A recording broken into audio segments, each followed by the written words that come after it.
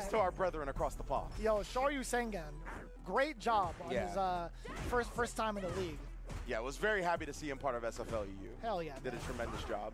Such a perfect fit, in my opinion, man. Yes, and then, of course, these two, we saw MENARD, as you mentioned, take a 3-1 over Punk, and Punk is sticking with the Cammy. I theorized that he would go with the Viper. We'll see how the set progresses. Oh, yeah, already blocking the overhead here. Did you see how far that was, by the way? Yeah, why did that still reach? He did that mad early, and she was standing, obviously, right? So you have a slimmer hurt box. I'm like, how in the hell did that work? Man, Blanka just unhinging his jaw when he bites you. That's something extra, dude. I feel like you pay extra for that. DLC. Definitely. Oh, nice job with the frame kills, though, and Mena. He didn't go with the parry or anything like that. He's trying to get some space to prevent himself from getting burnt out, and a great jump back into the air ball. Oh, my goodness. How did that hit? It hit the start of a dive kick. Preventative measures against the airborne attack. My man had the anti-air missiles ready. Oh, man. This what's so good about dive kick is that you really can snipe a lot of buttons with it when people try to do crouch medium kick or something like that, but a big button like roundhouse is going to knock it out of the park. Yeah, and if you look at like Blanka's frame data, a lot of his stuff starts up a lot slower in comparison to the rest of the cast, so it's going to be a lot more active. It's going to be catching a lot more of the delays coming in from Cammy. That is huge. Yeah, I believe that roundhouse specifically has more active frames than startup frames, which I don't see for any button. Excuse me? We can double check in a minute, but I'm pretty sure that's the only button I've ever seen that's like that. That sounds disgusting. I feel oh my god, he did it back to back. Brother. And then of course, the crouch strong with the driver's cancel buffer behind it.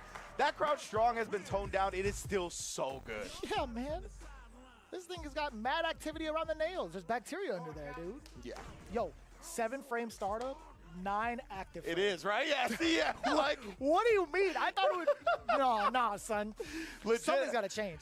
It's been like that since launch, and I really have never seen another button like that where it has more active frames than startup frames, but that roundhouse does massive work in multiple instances. Of course, that crouch strong's by ended, and Punk does switch from the Cammy, but to Akuma, not see Viper. Interesting. We haven't seen this character in a hot minute. Coming in from Punk. At least not to my knowledge. Yeah, I don't see him play it as often as he once did. We did see him like almost dabble with it as a serious secondary to Cammy for a while, but that saga feels like it's been over. All right, now though, Mena, obviously with the perfect parry, he's going to be able to start his game up.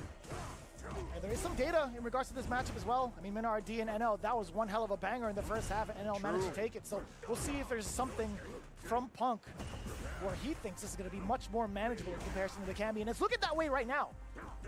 Oh, he thought I think he would cancel into the drive rush. He didn't, but he does catch the whiff punish on that pesky crouch strong. Beautifully done, too. Nice 6-framer, nice and compact, being able to get that full-on combo with the level 1. Punk is looking much better.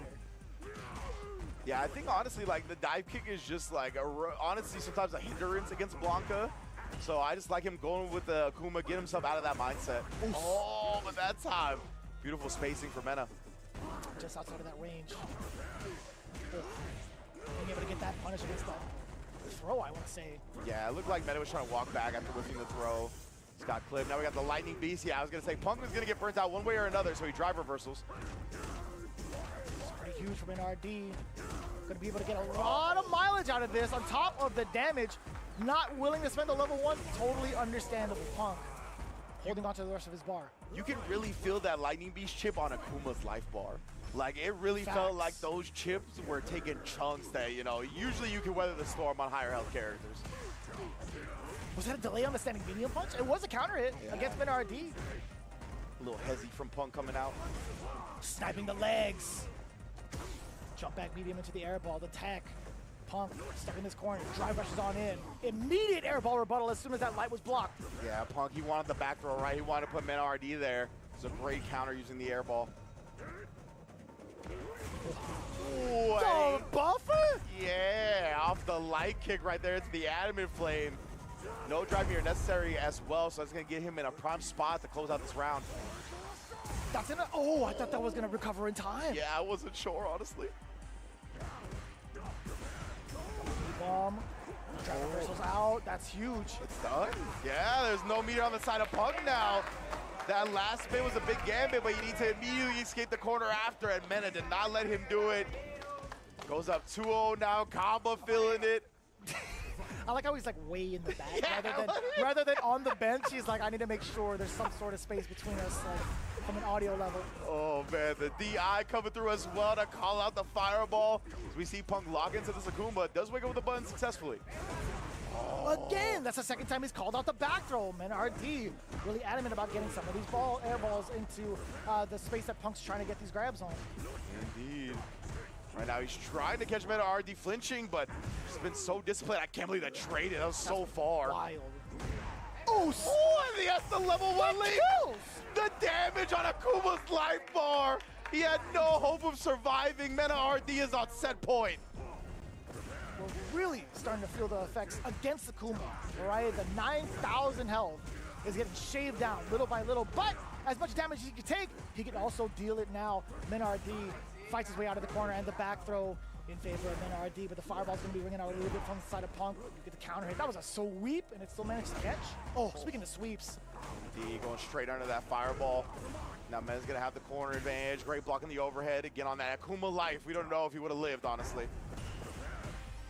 I think he does again. Stuffing out the overhead attempt from the side of Punk, utilizing that up ball. We haven't seen it too often, actually, from MENARD. But the activation route for level 2, pretty imperative now. Punk has to be worried about his life remaining, about his drive gauge as well, but this is actually a much more comfortable position for Punk. Oh, what was that? That was the drive rush timing messing up Mena's parry, I imagine, or whatever option that Mena was trying to do.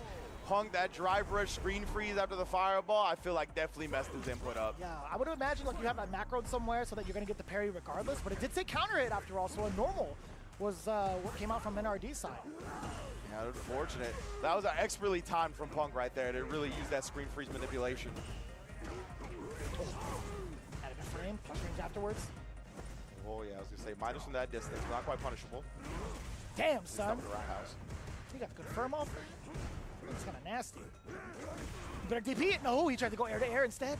Yeah, it's so tough to air Blanka. Man, those big claws coming out and then meeting him in the middle again with the rainbow ball, beating the air fireball attempt. Does snipe the legs though. Punk's gonna spin both drive beaters here. He doesn't build to the level 3. That's safe because of the burnout. Yeah, -2. Punk tried to throw a fireball right underneath. MENARD doesn't get the side switch and now the forward throw. He has lightning piece ready. Overhead on the delay. That's gonna be more than enough damage. Level 1 on top of it, Punk. He let go of it, but understandably so. He thought he was going to build enough meter for the level 3. Yeah. I wonder if the Adamant Flame, or not the Adamant Flame, the Super 2 Empyrean's End would have been enough to maybe push to the corner, have enough drive gauge left perhaps. There's got to be like some other route, but it wasn't enough. Yeah, like the level 2 might have gave him a stronger gambit afterwards, right? And I think maybe it was just, you know, again, Punk plays a lot of characters. Obviously, the main is Cammy. But it put a lot of time into Steve Viper. We were talking about how we haven't seen the Akuma much as lately. Those are the little things when you don't play a character constantly that can slip through the cracks.